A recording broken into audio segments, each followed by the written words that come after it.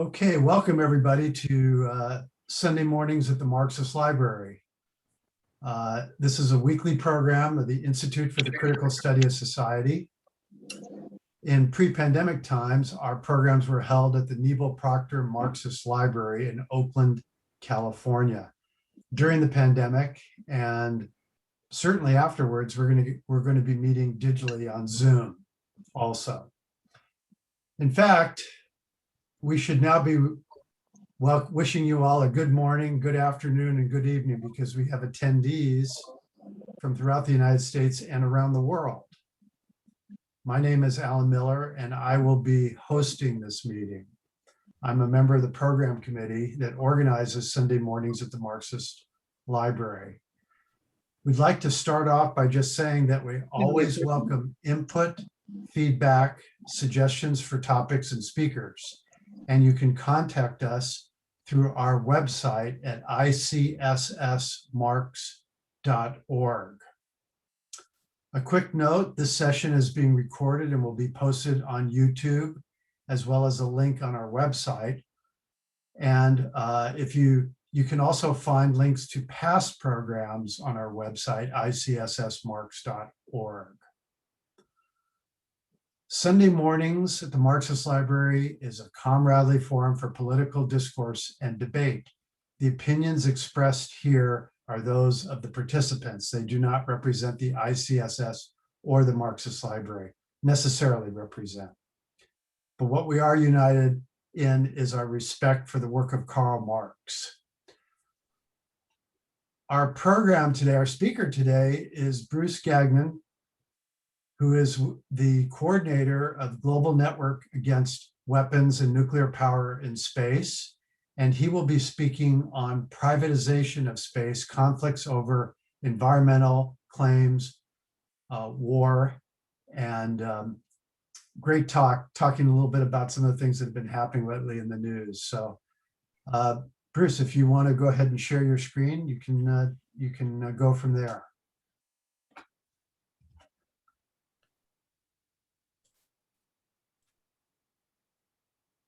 All right, how's that? We can see you very well. Thank you. Well, thank you, Alan, and thank you everyone else for being here today and inviting me. It's a pleasure to be with you again. This is my second time. The Global Network was created in 1992 in order to prevent the arms race from moving into space. I began working on space issues on June 12th, 1982, actually, the infamous day of almost 1 million people protesting against nuclear weapons at the United Nations during a special session on disarmament. I didn't go, but I was watching it on C-SPAN from my home in Orlando, Florida at the time. I now live in Bath, Maine. But after that event, they switched to a right-wing conference, and the speaker was Lieutenant General Daniel Graham, Ronald Reagan's head of SDI, Star Wars, Strategic Defense Initiative. And during the Q&A after General Graham's speech, somebody said, General Graham, aren't you worried about that protest in New York today? They say there's almost 1 million people there protesting against nuclear weapons. He said, no, I think it's fantastic, because they're protesting against nuclear weapons and we're moving into space and they don't have a clue. Let them keep doing what they're doing. So it was literally in that moment that I started working on these issues. All right, let's see here. What do I have to do? Oops. All right. In 1997, the U.S. Space Command came out with this planning document called Vision for 2020. In the very last line in the middle there, in that paragraph, you see it says, likewise, space forces will emerge to protect military and commercial national interests and investment in the space medium due to their increasing importance. This document calls for the U.S. to control and dominate space, to deny other countries access to space. But this paragraph, I think, is very important because it recognizes that one of the goals of the U.S. space program will be to essentially control the pathway on and off planet Earth. Some of you probably know that the US space program was basically created by the Nazis that were brought to the United States after World War II. Upper left picture is Wernher von Braun, who was Hitler's rocket scientist. And to his left is Major General Walter Dornberger, who was Hitler's liaison to von Braun. His job was to make sure that von Braun had everything he needed, money, slaves, and everything else to run the operation. And they were building the V1 and V2 rockets that were used to terrorize European cities, especially towards the end of the war. Bottom left, the picture is a mountain tunnel called Middlework, where more than 25,000 slaves were brought to build the rockets. Jews, gypsies, French resistance fighters, communists, homosexuals, anybody that Hitler didn't like, they were brought there, and many of them, tens of thousands of them, died at this operation and were put in the ovens. But some of them began to actually sabotage the operation. They began to leave screws unturned, urinate on the wires, and about 100 of them were rounded up and hung in front of everyone else as a warning that this is what will happen to you. So after the war, 1,500 former Nazi operatives were brought to the United States under Operation Paperclip, seeded the entire military industrial complex, the CIA, the weapons corporations, and to create the US space program. Again, Dornberger up on the left there, he was brought as well to the US, and he became vice president of Bell Aerospace in New York. And in the 1950s, he testified before the Congress. I want to read to you from a book entitled Arming the Heavens by Jack Mano, subheadline, The Hidden Military Agenda for Space, 1945 to 95. And in it, he says, before a congressional hearing in 1958, Major General Walter Dornberger insisted that America's top space priority ought to be to, quote, conquer, occupy, keep, and utilize space between the Earth and the Moon.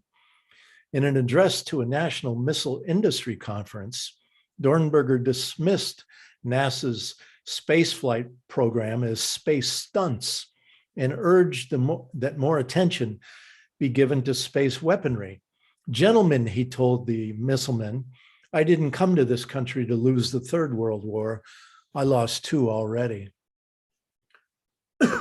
And so as it turns out, we now know that von Braun was one of the early proponents of US bases on the Moon and Mars.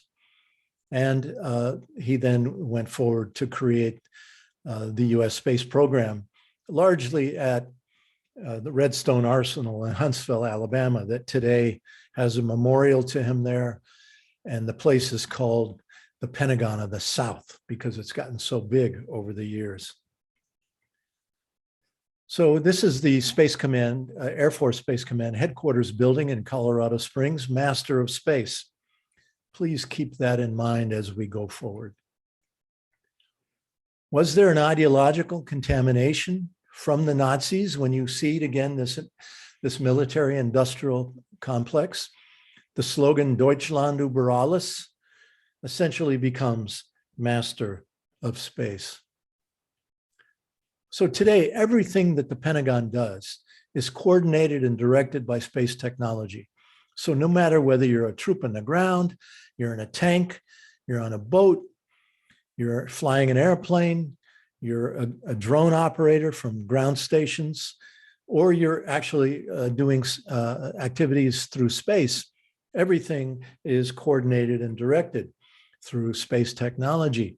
With the creation of the Space Force near the end of the Trump administration, which, by the way, the Democrats overwhelmingly supported in the House of Representatives, that they controlled at that point in time, the only thing the Democrats asked for was to call it the Space Corps, like the Marine Corps, rather than the Space Force. But they didn't even succeed in that.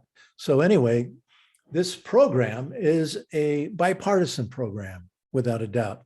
So the Space Force, with its creation, they've also established a space acquisition arm. And their job now is to create the technologies and get them developed to give the US full control and domination of space. And this is one of their slides, a very new one, where you see various layers of satellites, thousands and thousands of military satellites in operation, giving the US the capability to see everything on the Earth, to hear everything on the Earth, and to target every place on the planet below. And this is one of the inaugurations of one of the new officers in the United States Space Force. And you see the Star Wars characters in the background there. They're using Star Wars as a way to sell this excitement and adventure of Space Force to younger people who grew up at the Star Trek generation, if you will, and who today are taxpayers in the United States.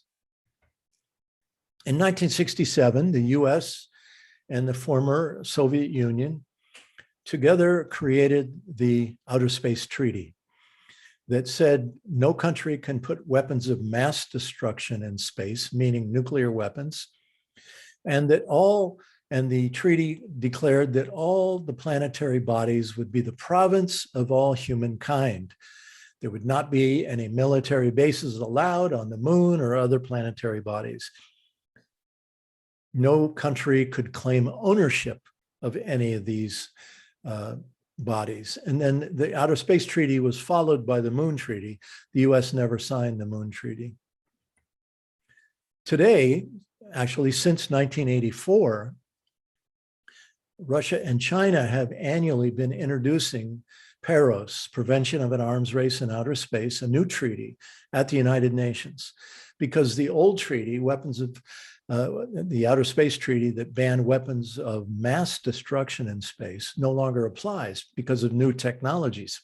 Today, according to Pentagon lawyers, they have weapons of selective destruction that fall outside of the treaty, and therefore the US believes they're allowed to be deployed in space. And so Russia and China, since '84, have been annually introducing this. It always wins overwhelmingly in a vote at the General Assembly. Only the US and Israel, now and then somebody like Ukraine or Micronesia or the United States gets them to vote against it as well. But then it goes to to Geneva, to the disarmament convention of the UN. And there the US and Israel have been blocking this treaty for many, many years. The idea is to close the door to the barn before the horse gets out. Let's stop an arms race with a new treaty.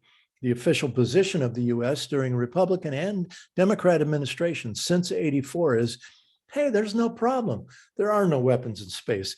We don't need a new treaty. In fact, what the United States is pushing at the UN is a code of conduct, something that is not mandatory, as a treaty would be, something that is voluntary and has very, very general language. And so this is the US's solution to getting around PAROS. This is a book written by NASA scientists mining the sky, Untold Riches from the Asteroids, Comets, and Planets. This was written about 30 years ago, but it's, I think, never been more valid than it is today.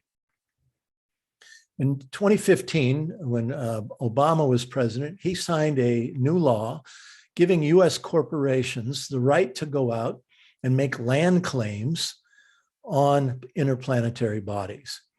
This punches a huge hole in the Moon Treaty and the Outer Space Treaty that again said that at the UN, that the planetary bodies were the province of all humankind, and no one country, no corporation, no individuals can make land claims on any of these planetary bodies. So this has unleashed this new privatization gold rush that we see today. And so this is being led by some of these richest people in the world, Jeff Bezos on the left, Elon Musk on the right. And so their ambitions are being driven basically by two things. One is space colonization and mining. And secondly, 5G launches. 5G is, we're told, going to be wonderful to give us much quicker speeds with cell phones and other such things. But in fact, 5G is very much a military technology. It will increase military's capability for surveillance, targeting of around the world. And so 5G, and we see references all the time now from the military talking about how important 5G is. But in order to make it work effectively, they have to have all kinds of 5G orbiting satellites over the Earth, over every single person's head on the planet, 24/7. And that means a lot of launches are necessary. And this is where Musk and Bezos come in, because the government is privatizing the launch services for these missions. And these guys are making a lot of money by launching these 5G satellites, tens of thousands. I've seen up to 80,000 mini satellites will be launched over time. And what happens when you launch all of these satellites up there blinking away, orbiting the Earth? You lose the night sky. And astronomers are increasingly from all over the world complaining about this 5G gold rush, and the resultant loss of the night sky. It's ruining their ability to study space. At the same time, what happens when you launch these some 80,000 mini satellites into orbit? What happens to the ozone layer from all of the pollution that is released from these rockets? And so we've now come to learn that, and this is something that's not being reported very widely in the media, but the ozone layer that protects us from burning up on this Earth is now being further destroyed by the toxic chemicals from these launches. And the other thing that's happening is they need more launch sites. There's so many rockets being launched. There's now a gold rush to have communities build new launch facilities. And I hope you'll go and look at our latest newsletter. It's called Space Alert at our website, spaceforpeace.org. And we have a section with our newsletters in there. And we have a 2-page spread about current proposals and recent decisions to open up new launch sites at places like Georgia, Michigan, Papua New Guinea, New Zealand, just all Scotland, all over the world. Communities are bidding to launch these things. And what we're learning is they're being told that, number one, all of your launches are going to be civilian.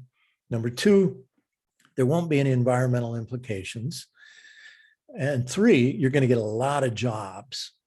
Well, all of these promises turn out to be lies, illustrated by the story about Kodiak Island, Alaska. Some 20-some years ago, they were approached and told that we'd like to build a launch facility at pristine Kodiak that's famous for bears, salmon, and bald eagles. And the community said no. The mayor said no. They organized to stop it. But the state of Alaska forced them to accept this thing. And they put this launch facility in one of the most, it's a nature preserve there at Kodiak. And so far, every launch has been military. And in fact, India is now going to be launching missions from there. And Israel has been launching its missile defense testing launches from Kodiak Island, Alaska. There have been numerous crashes. They had to close the place down for over a year recently because of one big crash that destroyed the whole launch tower. So anyway, we're seeing this story repeated over and over again at these new quote unquote civilian launch facilities. Elon Musk he says he wants to move civilization to Mars. And he says that he wants to turn the dusty red planet into the equivalent of Earth. He says it's okay that if, some of our wildlife and some of our nature dies here on Earth because we can move it to Mars. But in order to make Mars like Earth, Musk says we have to explode 10,000 nuclear weapons above the Martian atmosphere in order to terraform Mars. Now, can you imagine launching tens of thousands of nuclear devices on rockets that blow up from time to time from the Earth, sending them to Mars? It's pure insanity. His company, SpaceX, is now selling these T-shirts, by the way, in case you might want to buy one. Nuke Mars and Occupy Mars. So what's the story about Mars? Why does everybody really want to get to Mars? Well, the rover on the left, you've heard about the Mars rovers driving around. They're powered with plutonium generators, by the way, plutonium-238, the deadliest substance ever made by human beings. And NASA says that they're looking for the origins of life. They're trying to understand where we all come from. But in fact, what they're doing, their Mars orbiting missions have already been mapping the surface of Mars.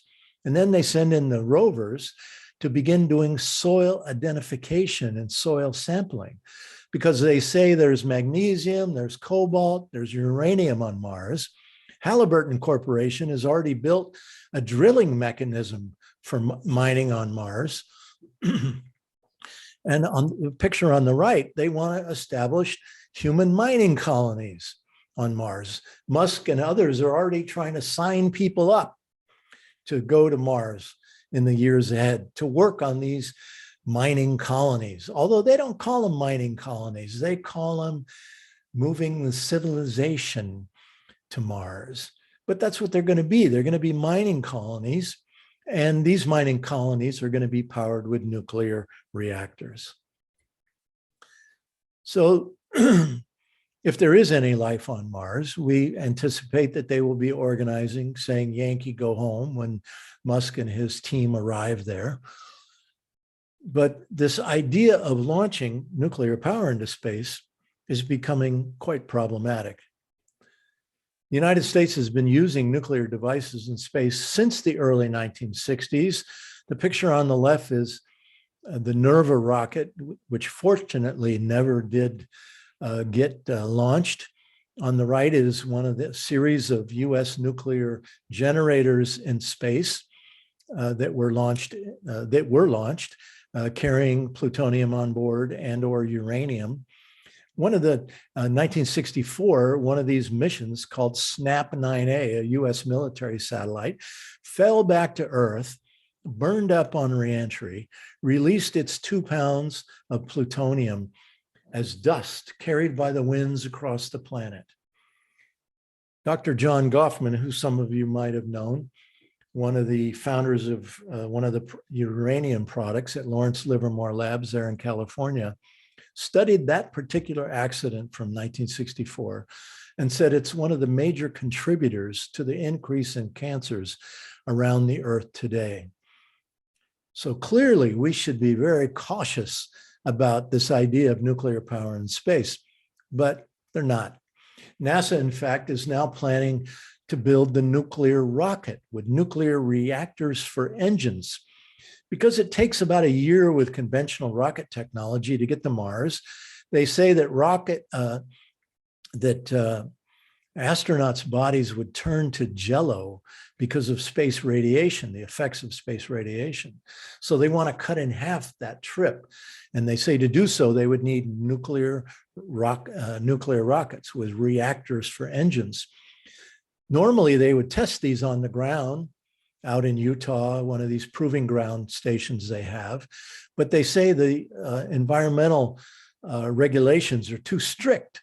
And so they've decided they're going to test these nuclear reactors just above our heads in lower Earth orbit very soon. And so we're trying to alert the public to this, because just imagine They launch something up there, a nuclear reactor, and it goes haywire and it falls back to Earth with deadly plutonium or uranium on board. I'm not sure which they're going to use yet, but we could really be in big trouble.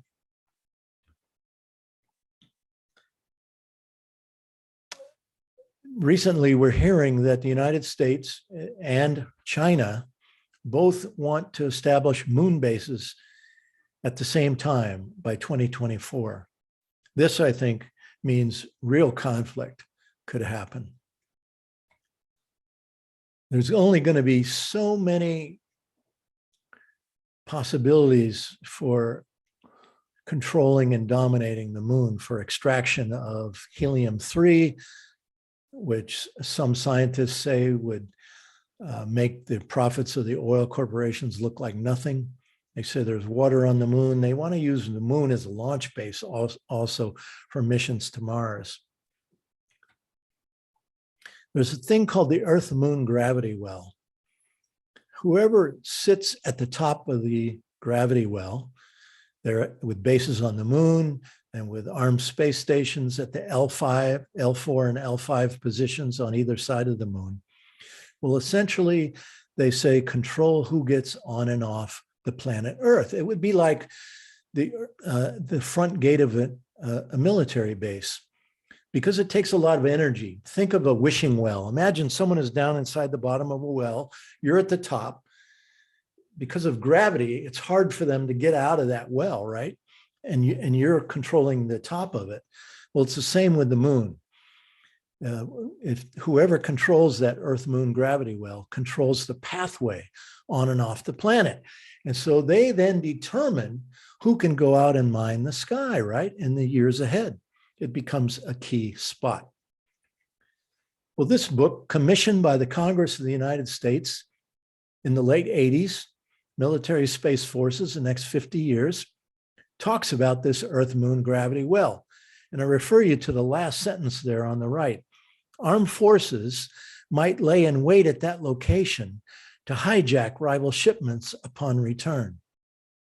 So here we're talking about space piracy. If you control the Earth-Moon gravity well with bases on the moon and armed space stations on either side of it, you will be able to clearly determine who can get on and off the planet Earth. This will guarantee, I promise you, war in space. It will absolutely guarantee it. And we're moving in that direction more so every day. This drawing by one of my friends, a longtime great artist friend from Florida. We worked together for many years, but I think he really sums it all up. Long history of military aggression, exploitation, and dominance and overkill. I'm reminded by that early document I showed you, the Vision for 2020, published in 1997 by the Space Command. In there, they talk about a historical perspective. They say, you know, in the 15th century, the Europeans sent ships to find the New World, and they were looking for resources, for new markets, and soon they created the global war system as they were all cutting each other's throats, Britain and Spain and Portugal and all the rest of them, France, trying to control the sea lanes to the New World so they could be the richest power on the planet. And so this is what we're now facing today.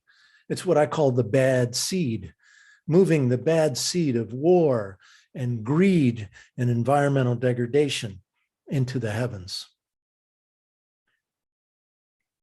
Today, because of the space program, we have legions and legions and legions of pieces of space debris orbiting the planet. In 1989, I organized a protest at the Kennedy Space Center in Florida, and our speaker that day was the Apollo astronaut Edgar Mitchell, one of the early moonwalkers. He's the only astronaut ever to speak out against warfare in space. And he told us, if there's ever one war in space, it will be the first and last. Because he said, we will create so much space debris that it will be impossible to get a rocket off the planet Earth. He said the Earth will be surrounded by a minefield, or as he described it, a piranha-laced river, and we won't be able to get a rocket through it.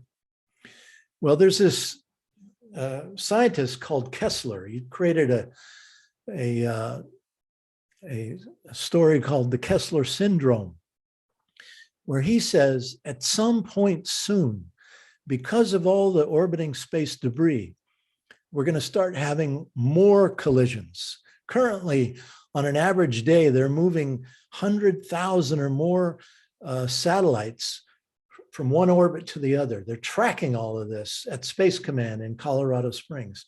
And when they see space junk coming dangerously close to a satellite or the International Space Station, they alert the operator and they then move the satellite out of the way of the space debris. But the Kessler syndrome anticipates that at some point, we're going to have some crashes and some major crashes. Some scientists have long predicted that the International Space Station, the biggest object currently in space, is going to be hit by space debris. And when that happens, you're going to have even more of this space debris. And then a cascading of these crashes just multiplying. And guess what happens, friends? At that point, the Earth goes dark. Why? Because everything we do, from Zoom webinars like right now, are hooked up to satellites, your cell phones, internet banking, cable TV, air traffic control, most city traffic lights, weather prediction, you name it. Virtually everything we do on the planet today is hooked up to satellites. If we don't deal with this, these launches, these tens of thousands of launches that are allowed by the FAA, the federal, what's the FAA stand for? I can't think of what it stands for at this moment, but thank you, Federal Aviation Administration.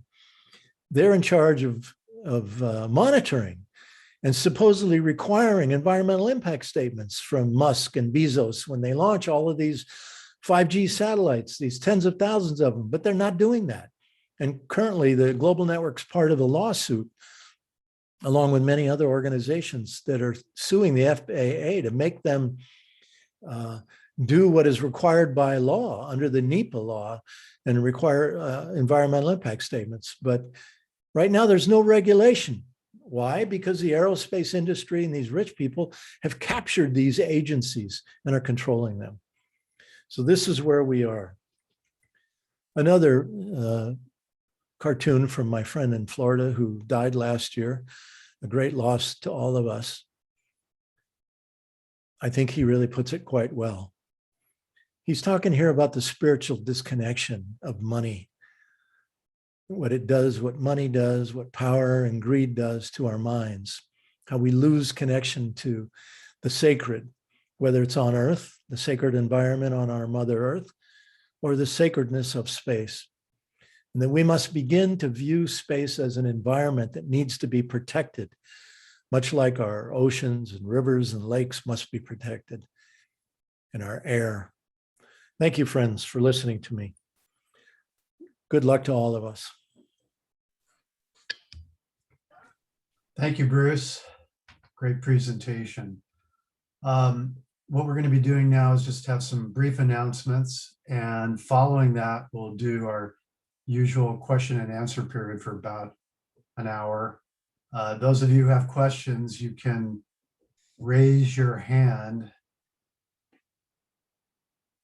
on the participants window or underneath under reactions, if you have the newer version of Zoom, and we'll try calling on people in order. But before we do, what I'd like to do is switch this over to Jean, who will be talking about some terrific upcoming programs that we have on stack for us in the next few weeks. So Jean, if you would take it over. Okay, well, thank you very much. And after listening to Bruce, I'm not sure we're going to have any more programs. It's really frightening. And thank you for sharing all this information, and I hope somebody has some way of some kind of solution. Next week, I talked to Rick Sterling, who's also a member of Veterans for Peace, our local chapter, and he was in Nicaragua for the elections down there, and we know all the fake news about that, but he will speak to us next week, November 22nd, about the election in Nicaragua and the other elections in Latin America that are coming up in the next few weeks. Sunday the 28th, we aren't sure yet. We have another group in Vets for Peace that deals with the pollution, the amount of pollution that comes out of the military. So we may get him, we may have other plans. We're still working on that. On December 5th, we have an update on recent events in the Russian Federation. And our speaker will be Don Cortier, a Moscow-based RT correspondent and host of the Revolution Report. So that it's another hotspot that we need to understand. So now we have, I don't know how many places that nuclear war could break out, and we have a lot to worry about. But so I'm sure we're going to need financial resources to deal with that. And that being the case, we'll turn it over to Richard Fallenbaum, if Richard's there. Thank you, Gene. Yes, we continue to need funds to support the work of ICSS, of Sunday morning at the Marxist Library, and of our physical home, the Nebel Proctor Marxist Library in Oakland, California. I posted on the chat some information on how you can contribute. I particularly urge you to consider using PayPal as a means for contributing. It's very easy and costs us nothing. There are other ways for some of you may be interested in regular small contributions. And there are a couple of no headache ways of doing that. One through your bank bill pay feature, which in most cases can allow you to make automatic payments, routine regular payments, and Patreon is the other means, which is a little less desirable because they take a cut out of us. So in any event, I would strongly urge people to make contributions, and strongly urge small regular contributions would be most appreciated. Thank you very much. Okay, thank you, Gene, and thank you, Richard. We're going to move into our question and answer part of the program.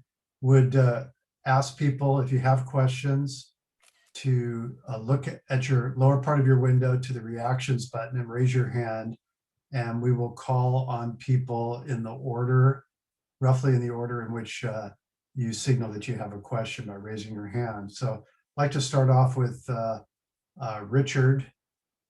Go ahead and let me allow people to unmute themselves. There you go, Richard. Yeah. Thank you, Bruce. It's nice to hear from you again. I was just up in Bath about 2 months ago, and enjoying lobster. One of the things I got out of this presentation is it reminded me very much of a doom and gloom kind of presentation. And I suspect that you're probably not against exploration per se, but nevertheless, I mean, it came off as sort of being that way. Could you maybe elaborate on how you get beyond this kind of presentation to people that still has positive aspects about getting out into space? Thanks. Well, sorry about the doom and gloom, but I think as my friend Carl Grossman, the journalism professor from New York, one of the founders of the Global Network, told me years ago, taught me, just show people the documents, show them what's really happening. And, those documents tell the story. So I try to do that. I'm not against moving, traveling out into space, but I think it has to be done in the right way. Earlier, I mentioned the bad seed. Presently, we're poised to move the bad seed of war and greed and environmental degradation into the heavens. Space has been there a long time, and I imagine it's going to be there a lot longer. So I think what we really need to do is have a democratic debate around the planet amongst all the people that are paying the freight. Let's face it, all these technologies were created with taxpayers' dollars by NASA, the military, and others. Now that they've got a chance to actually go out and begin to extract profit, they're privatizing everything, but it's you, the taxpayers, that paid for everything. So I think that we should have the right to determine what kind of boot print we carry with us as we move out into the heavens.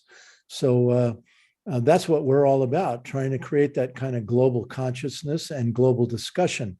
And if it means slowing things down a little bit till we do it right, well, then so be it.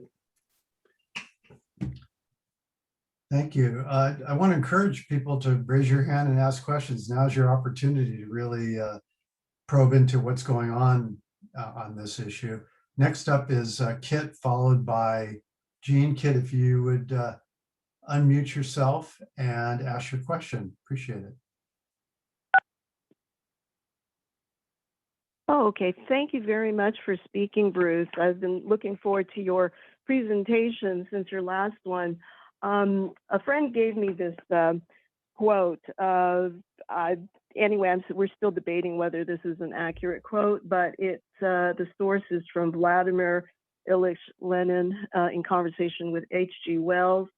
Part of that quote is, if we succeed in establishing interplanetary communications, all our philosophies, moral and social views will have to be revised. In this case, the technical potential become limitless, will impose the end of the role of violence as a means and method of progress. Anyway, that came from the sources, Adam Roberts' epigraph to his science fiction novel.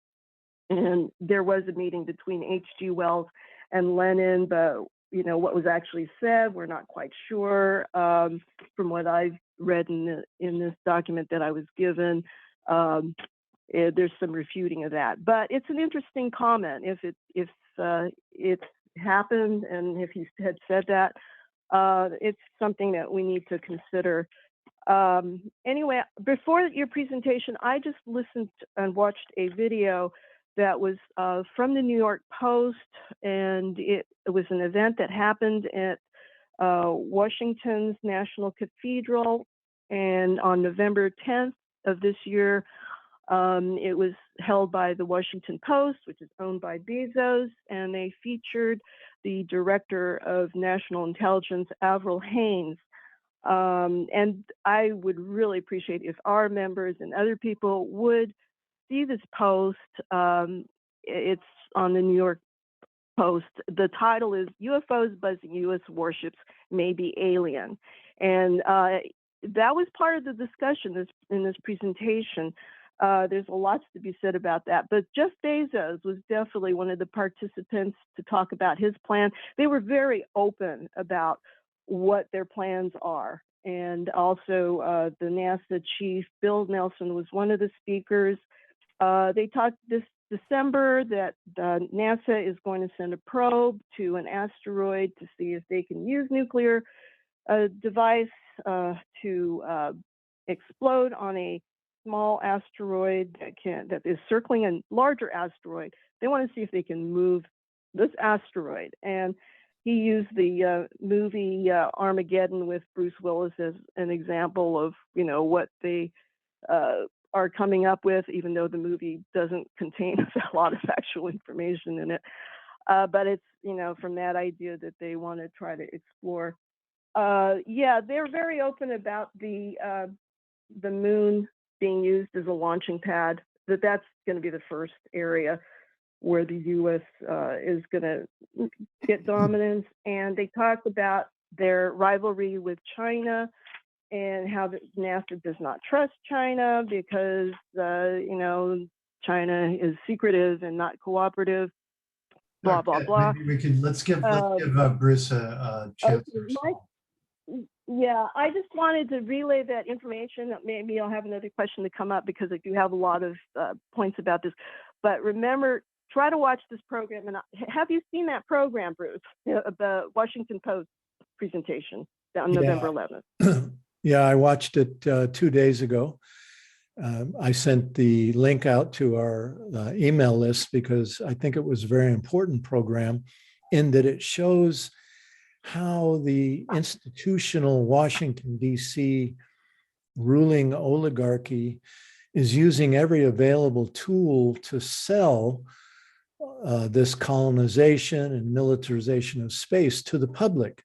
And in this case, by holding this event at the Washington Cathedral and having the reverend who's in charge of the cathedral as one of the speakers and one of the moderators of the event, giving it the imprint of, the blessing, if you will, of Christianity, the sacred blessing.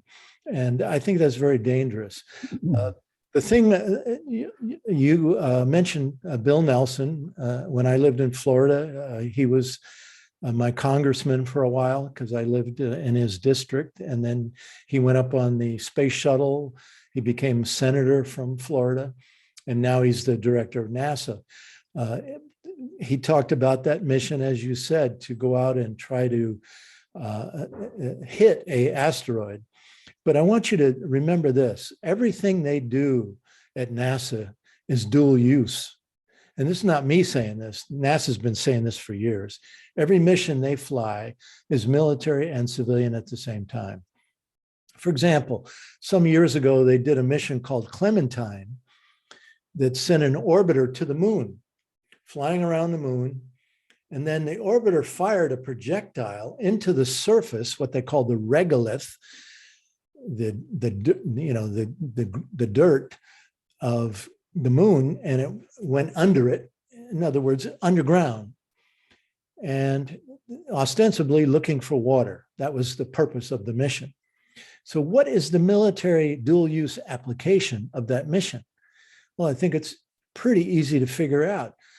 Practice having an orbiter fly around a planetary body and then firing from space a military projectile that can penetrate underground, let's say take out a Russian and Chinese nuclear bunker, right? In a US first strike attack. Something that the Space Command annually war games, what they call the red team versus the blue team, a computer war game, where the US launches a first strike attack on Russia and China using space technology as their first strike. And so clear to me that Bill Nelson didn't talk about the military application of that particular thing. He just talks about saving the planet Earth from this asteroid that might hit us someday, right? So this is the way it works. So after a few years of following this, you begin to see how the rhetoric is used in order to paint the rosiest picture of all. Okay, next up is Jean, followed by Norma, and others. Raise your hand if you have questions. Reactions button. Jean, if you unmute yourself. And I unmuted myself. And again, again, this is a very important discussion, I think, and I have to be truthful that I am against space travel. We should take care of business. We screwed up one planet. Let's finish that job before we start screwing up space. And I also, full disclosure, I'll say that I am the author of the Veterans for Peace motion, in which we, Veterans for Peace, opposed both nuclear weapons and nuclear power because neither can be made environmentally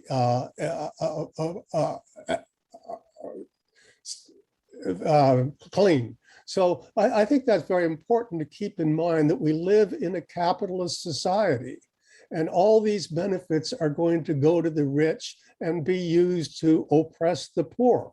And that's why as long as we have a capitalist society, we should not have nuclear weapons or nuclear power. We should not have space travel. And this also, to be full race about this, you know, in terms of genetic engineering, what is going on there? All these things that are being dangers that are clear and present are being unleashed on us, not for the benefit of humanity. They are for the benefit of the rich, not the poor. So until we have socialism, that we can reevaluate that situation. But under our present class society, I think we need to put a hold on all these things. Now, that being said, I would like to figure out ways to oppose these things effectively within our current sick, degenerate capitalist society. So I'll have more to say later, but I'll stop there. I'd like to comment on that if I can, Gene. Some years ago in one of the industry publications, a newspaper called Space News, they ran an editorial and they said, you know, we have to be responsible corporate citizens and come up with a dedicated funding source to pay for all of these missions to Mars, the military technologies for fighting war in space. And they say, and we have, and we're now sending our lobbyists to Washington to secure that dedicated funding source. And they called it the entitlement programs that officially in America are Social Security, Medicare, Medicaid, and what's left of the tattered social safety net. So these are the programs, I call it pyramids to the heavens. They're building these pyramids, these pharaohs, and they want us, the slaves, the taxpayers, to pay for it. I don't think that we can afford to have social progress on the planet, environmental repair and recovery that we need so badly now because of climate catastrophe, and pay for these space pyramids at the same time. Okay, next is Norma, if you would ask your question, and others, I would urge you to raise your hand if you have questions. Okay. Hi, Bruce. I have been a follower of yours ever since you began. I haven't appeared on your mailing lists in the last maybe 20 years. I've been diverted, I guess, but I have supported you. In fact, this morning, I'm giving up the time I have at the State Peace and Freedom Party Central Committee meeting in order to be here and kind of in honor of your work. And I'm very surprised to hear coming out of somebody that that you've given a message of doom and gloom as though, well, we can blame Bruce Gagnon for the end of the world, basically, which is absurd. I mean, the idea that you're causing the reports that you've made, rather than that the things we're living in, as described, mentioned by Gene and everybody else, as being the causes of the problem. So I say that we're here biding our time until the end. And I expect, I mean, I wrote it down, but I'm going, well, this is true, that the rich will be killed along with the rest of us, killed off, but maybe not, you know, and that worries me a whole lot. The thing I've proposed watching the programs on the reports from COP26 is that we have to work to change who governs us, if we could possibly get out the people who are validating our ownership of us, of Earth, of all the practices that are so ruinous and so unspeakably ruinous. If we could get rid of them, that might be a way to try to change things. I got reminded of this by recalling, as I often do, my conversation with one of our people who reminded me of the transition with Hugo Chavez in Venezuela. Hugo Chavez was not a communist initially. The people were not communist initially. But what happened is that they impelled themselves in that direction and began to announce that that was their direction. So if we could possibly, I tell everybody you're a communist because I say, well, you want everybody to have decent housing, right? Well, that's communist. So if we can possibly amplify that and get representatives into positions to thwart who is permitting all these horrors, I hate to keep calling them crazy or something like that, but you know what I'm talking about, those rulers of ours that permit this terrible, this senseless destruction.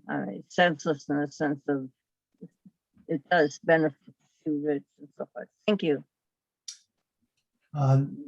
Next is Yusef, and then I'm going to ask a question and then followed by Kit again. So Yusef, if you would ask your question. Thank you. I want to, well, the question is a commentary on this, but I would like to express, without personalizing it, to Richard W.'s comment. Marx warned against people who, in his time, directed their energies towards mechanization,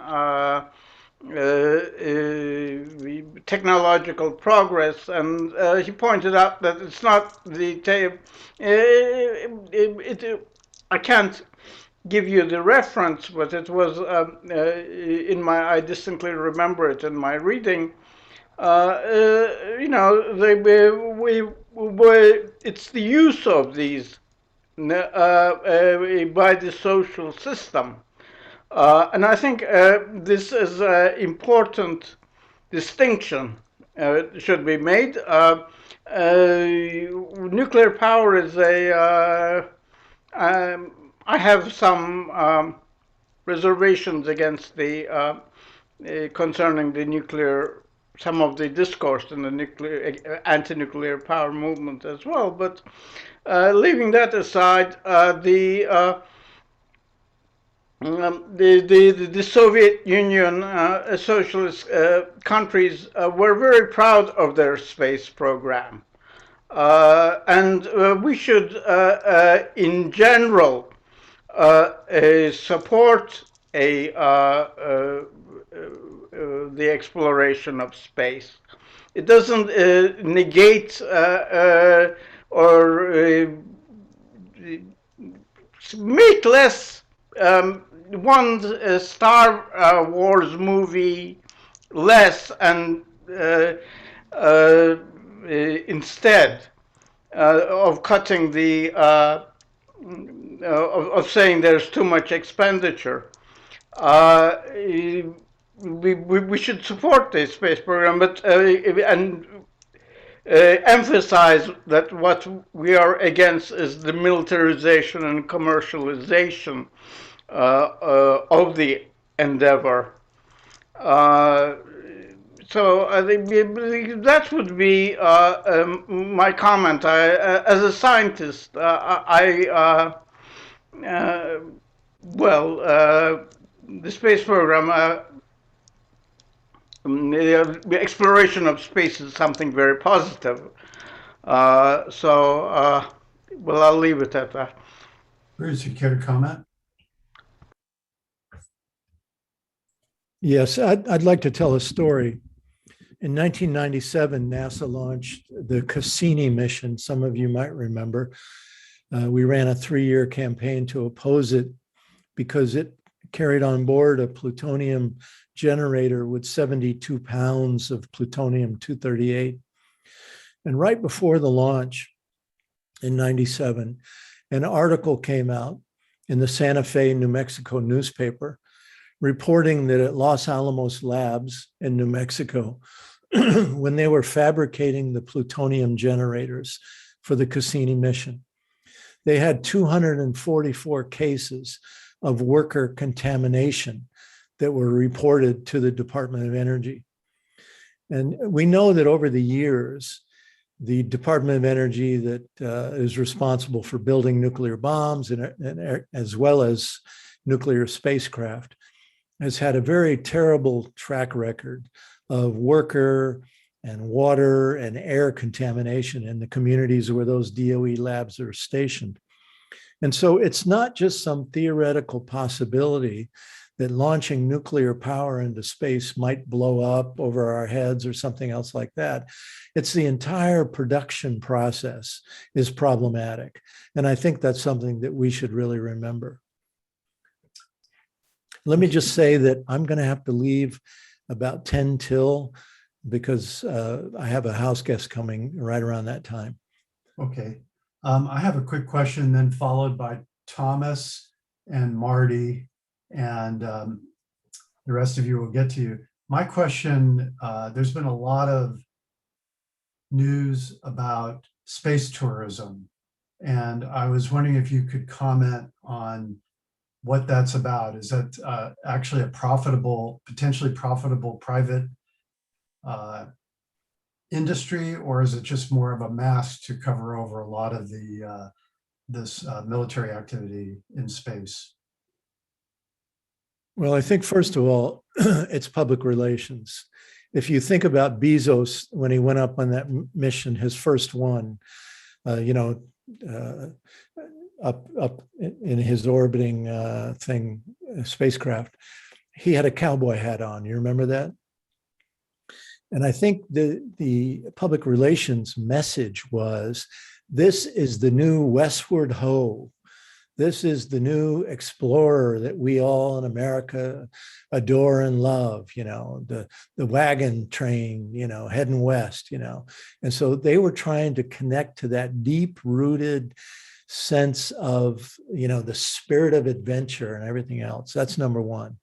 But number two is if you're charging people, I forgot now how much they're charging. Some of you might remember, but it's hundreds and hundreds of thousands of dollars for just a very quick little escapade above the Earth's atmosphere.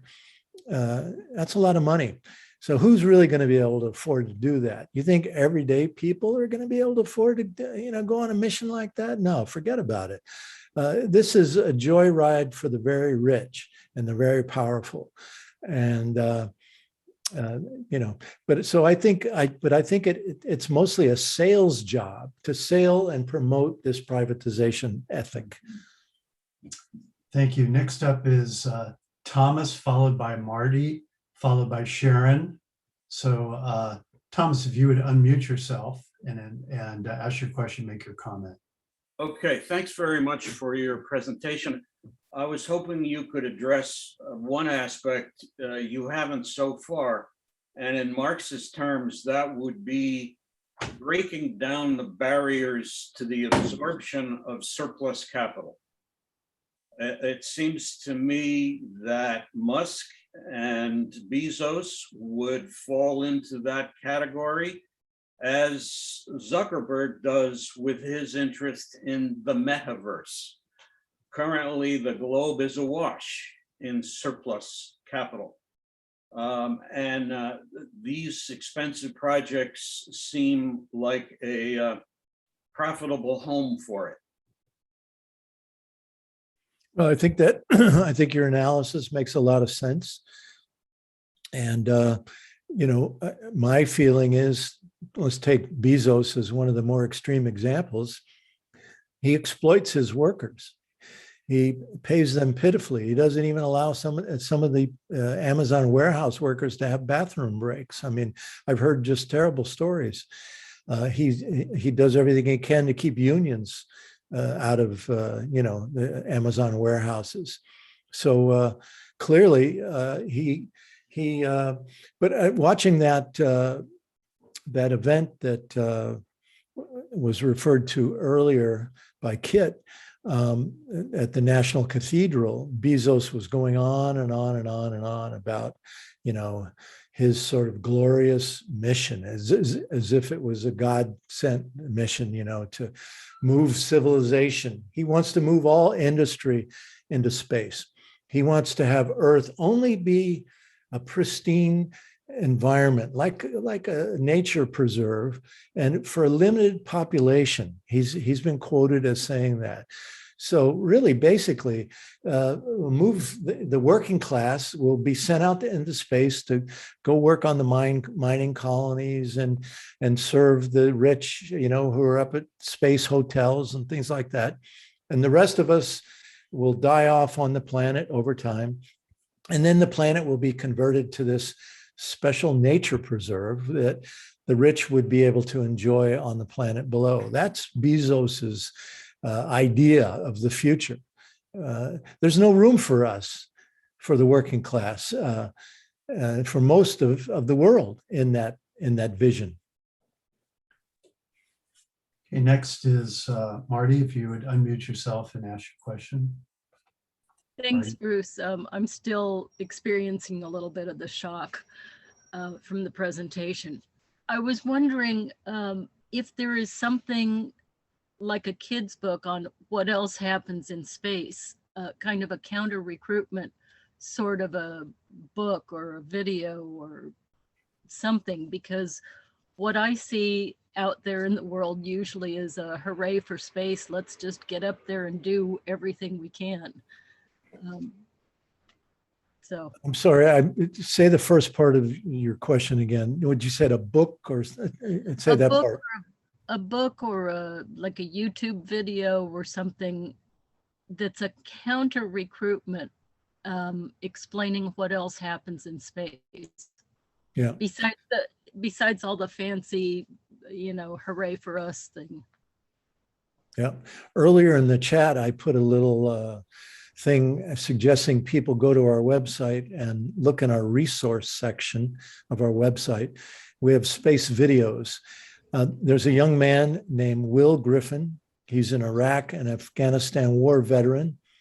Every month he's on our board. He makes a short space video for us on a different aspect of all of this. He's been doing it for a year, so there's a good number of them now available.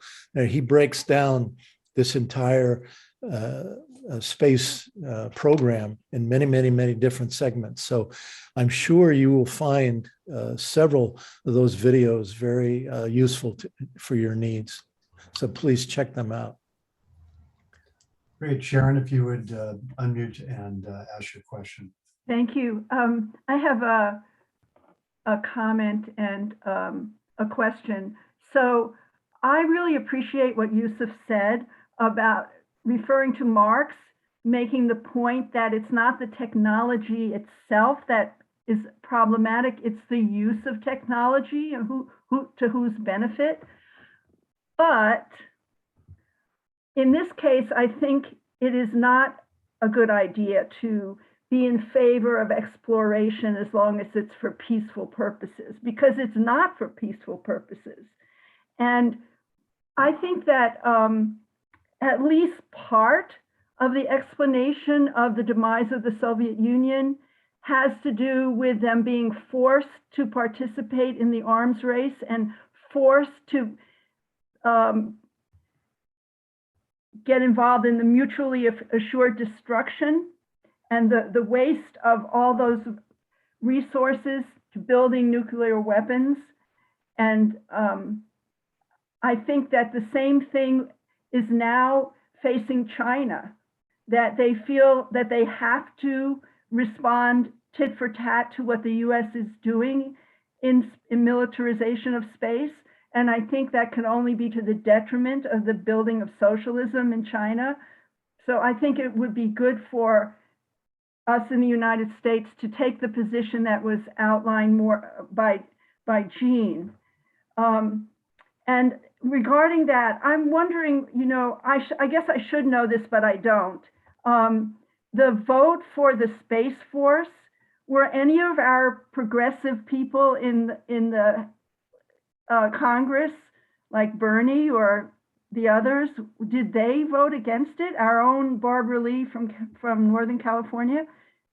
Do we have a basis to begin to talk to the Congress about this? Thank you. About the Space Force, you know, as they usually do, they wrapped it into the NDAA, the final bill that funds the Pentagon.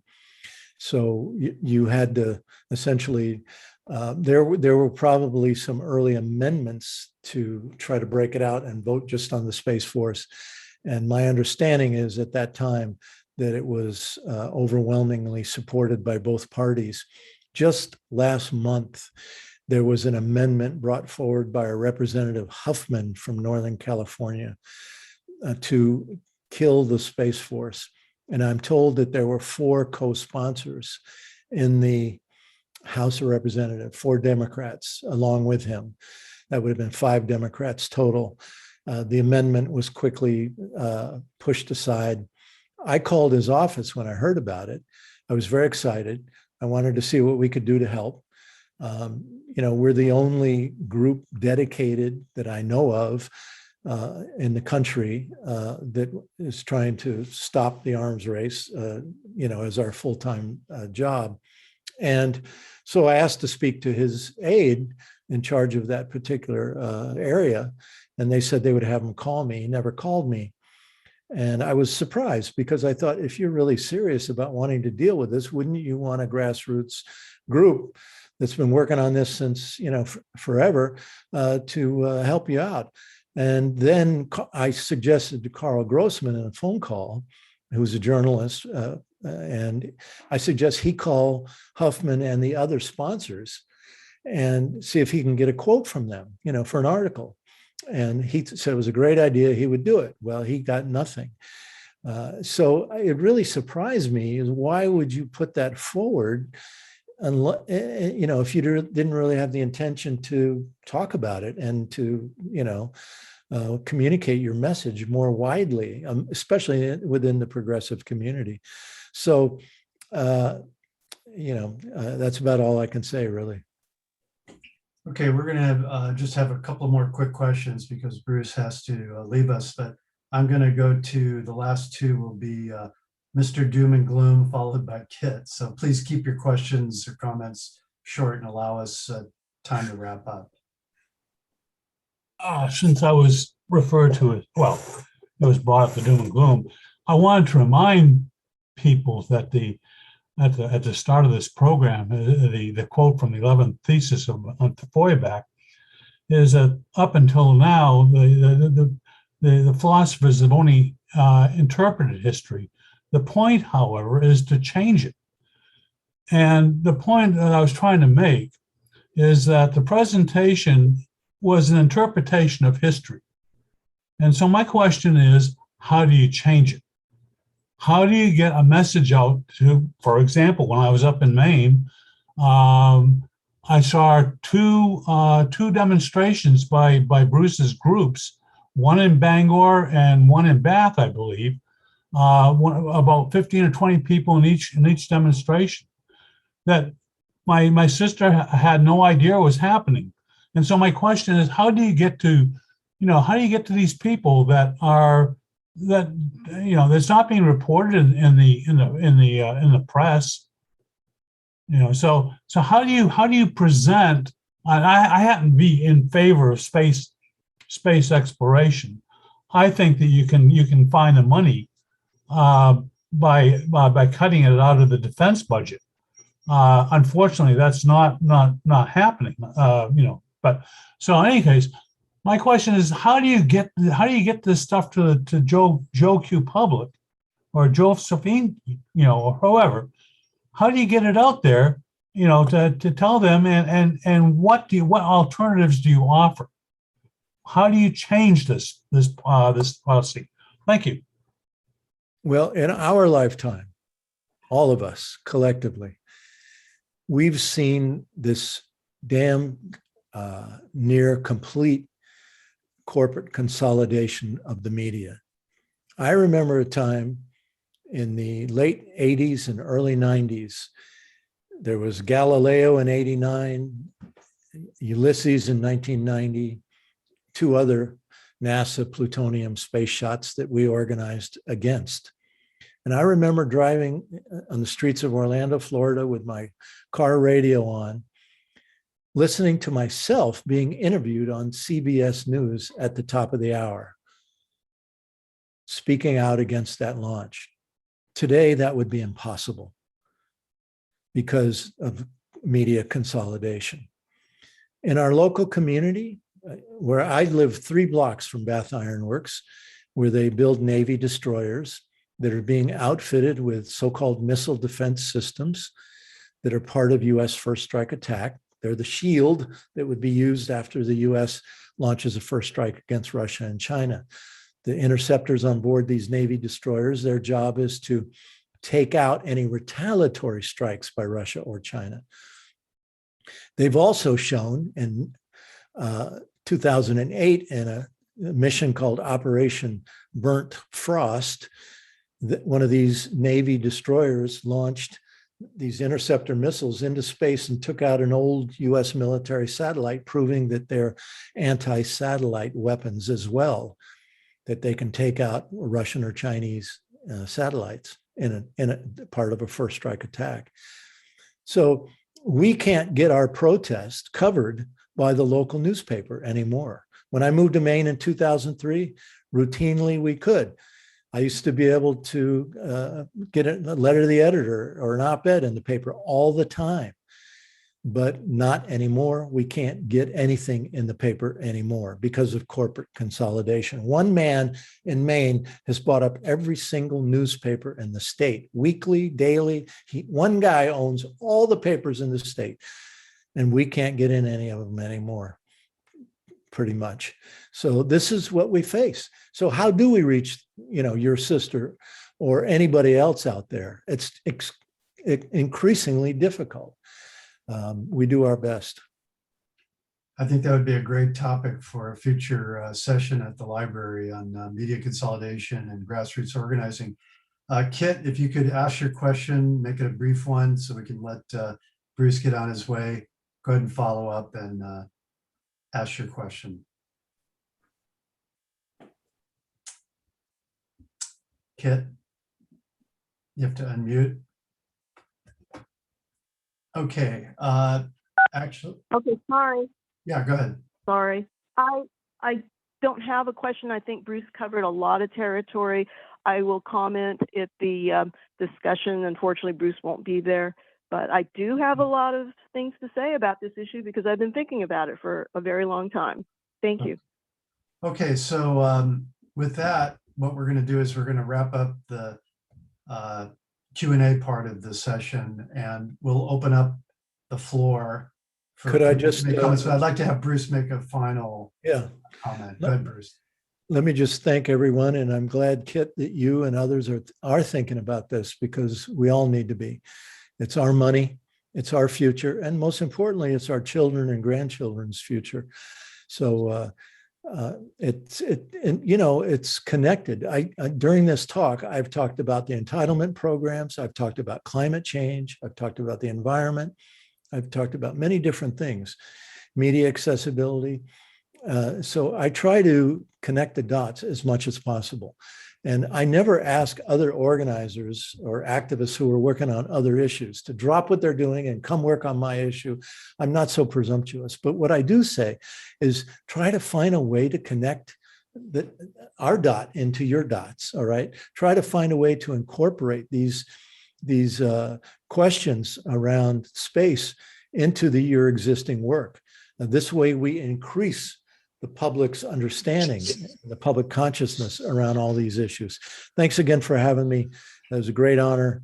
And I look forward to hopefully another time. Bye-bye, everybody. Okay, thank you, Bruce. Bye. Okay, so I'm going to stop recording. Let me just say before we end that I wanted to thank Bruce, but also thank everybody for your questions and comments during the Q&A part. Thank you to Sharon for doing the technical back end of the session. I'm going to stop the recording now. We're going to open it up for people can just have an open discussion. So let me go ahead and turn that off.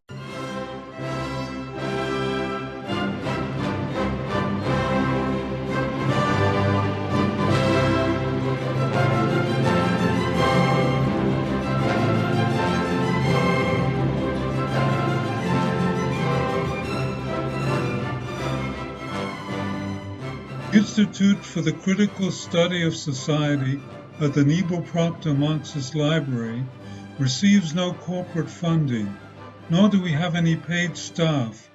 We rely on the support of working class folks that share our commitment to the socialist legacy of Karl Marx. We continue to need funds to meet necessary expenses. Since we can no longer pass the hat at our in-person forums, please send contributions to our treasurer, either online via PayPal or by check. The PayPal ID is ICSS Sunday, SUNDAY, at yahoo.com, and the name is Richard Fallenbaum.